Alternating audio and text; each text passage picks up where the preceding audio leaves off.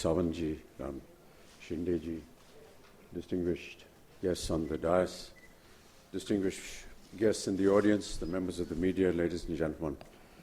I deem it a great honor to be here today and to be able to bring this campaign to its initial stages of a launch through the media on awareness of this deadly disease called hepatitis B. Now that you've seen the film, I guess a lot of what I needed to say has already been said, but I want to go back to what Dr. Barve in his address had said and mentioned about a dear friend of his being infected by this, keeping in mind the very nature of doctor's medical code. He refrained from taking the name, but actually he was wanting to mention my name. And I thank him for his professionalism. And hepatitis B, as I said in my film, came to me by accident. During the time of my accident in Coolie in 1982, there were about 200 donors whose blood was taken to be infused into me.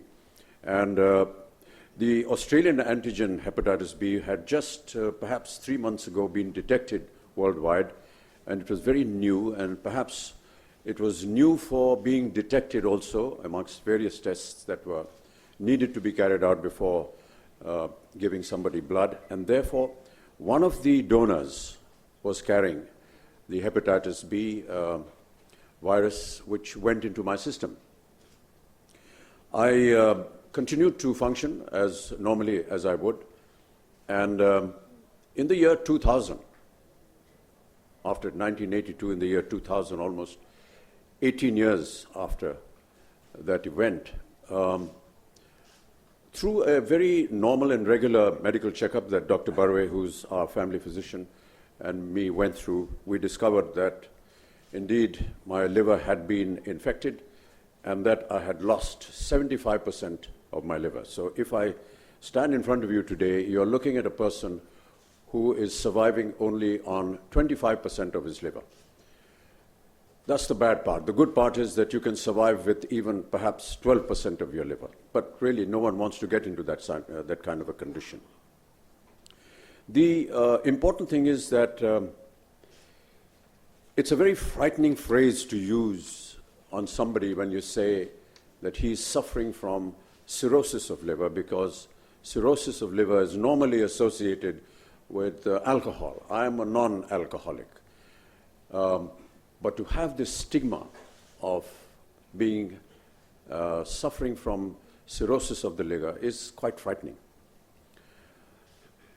And when Dr. Barve treated me, and we went through various tests, and we found that luckily, as fate has always been with me in several of my other ailments, there had been a sort of a remission, which meant that the virus had stopped eating into my liver, and having devoured 75% of it, it was showing some kind of mercy on the balance 25%.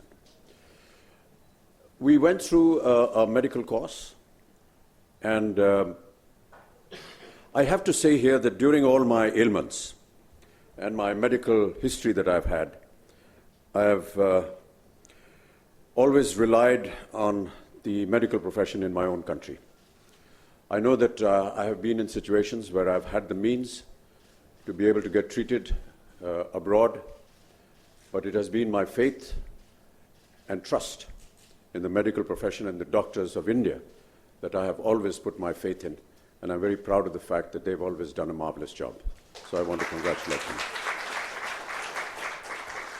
Having said that, when we discovered this ailment, we found out also that we were in remission, but now and then I must admit that we have been going abroad to have a second opinion, so to say.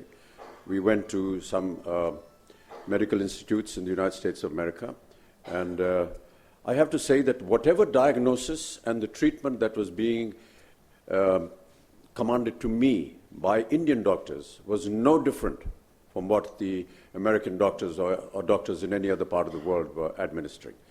That is another credit to our medical profession. And so we came back. There are some drugs which I have to take regularly to prevent the further appearance of this virus in my system. But what I want to say really is that we had the good fortune of going through a test which detected this disease.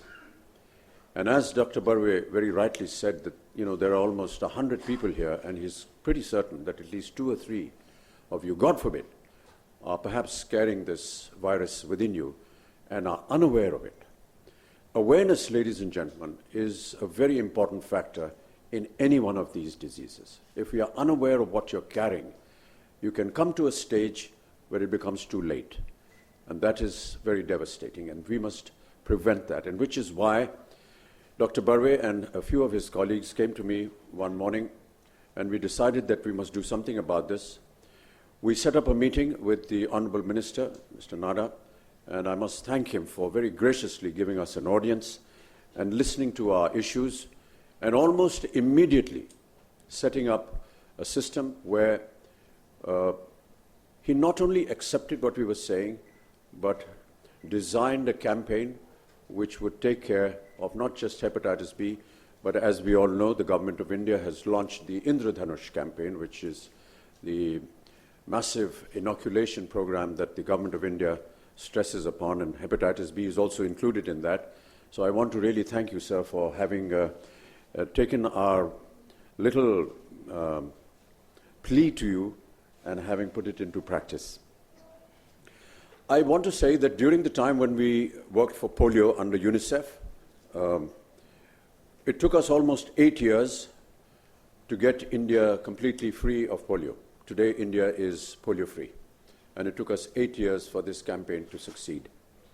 We went through many struggles, we went through many problems. I hope that we don't take the same amount of time for hepatitis B or for tuberculosis, which I've worked for. But really the point to make here is that some initiative has to be taken. And I want to thank the government of India, the government of Maharashtra, for having agreed to take this initiative on a massive scale and continue to work towards it so that in time to come, through the campaigns that you've just seen and several other efforts that the government is making and private companies are making, we will be able to make perhaps our country a healthier place to live in. When we talk about detection, when we talk about finding out whether any of you is carrying this disease, the one person that I really want to acknowledge are the workers that will go out into the fields to actually carry out this job. I know that the polio-free campaign had the backing of UNICEF, had the backing of all the states of this country, all the chief ministers cooperated. There was a voice, there were several people who I tagged along with me. We had Sachin Tendulkar come on for one of the campaigns, we had Shah Rukh Khan coming on for one of the campaigns, Aishwarya Rai came on for one of the campaigns. But we continued this process. And despite all the famous names and the efforts of the government of India and UNICEF, it was the worker that had to actually go into the deepest corners of our country to work and administer this dose. And I want to compliment the workers. So therefore, when we do start this campaign, Honourable Ministers, I would want you to perhaps pay a lot of special interest to the workers that will go out into the fields and work in this campaign, because they are the only and truly people who actually go and make sure that the campaign works, that it is spread out, it goes out to people. And if need be, if you can organize something, I'd be very happy to meet them and, give them my compliments and acknowledge that the work that they keep doing. I want to also state that we are all somehow or the other not conscious of the fact about our health. I know that there are various factors that keep us away, but detection, awareness is a very important ingredient in any kind of disease that you possess. Please do not hesitate to have your regular checkups. There are now various facilities available through hepatitis B, through tuberculosis, and the Honourable Minister, Shri Deepak Sawant, has just informed me while we were sitting in the ante-room about malnutrition. And sir, I want to commit myself to this very noble cause that you're starting, and say that if you need my face and if you need my voice to propagate this campaign, I shall be more than happy to join you and see what we can do towards this very important matter. So do not hesitate to get yourself detected. I also promote diabetes through Mr. Keith Vaz, who is a Member of Parliament in the House of Commons in the United Kingdom, and we've done several inaugurations of vans which go out into interiors of India and, of course, in the United Kingdom, detecting people of diabetes. It's just a very small little test, but that's the point that we need to stress. It's no point coming after you've been actually diagnosed with the disease and reached a stage where perhaps there is no way to come back. But if you have yourself detected, there are ways and means in which you can be cured. One of the leading examples is right now talking to you. I was detected in time. I took the precautionary measures, both in tuberculosis and in hepatitis B. Even in tuberculosis, as you all know, I'm a tuberculosis survivor as well. In the year 2000, I was also detected with tuberculosis, and we were able to detect it in time, and we went through an entire course with Dr. Barve, and today I'm now tuberculosis-free. Do get yourself detected. Please, with folded hands to the media, to propagate this message across. And this is why we're having a special conference today, so that you're able to propagate this campaign to as many people as possible. Do not be afraid to get yourself detected. It's better to be in the knowledge of the fact that you are carrying some deadly virus and have a treatment for it than to ignore it and then perhaps, God forbid, face a bad finality.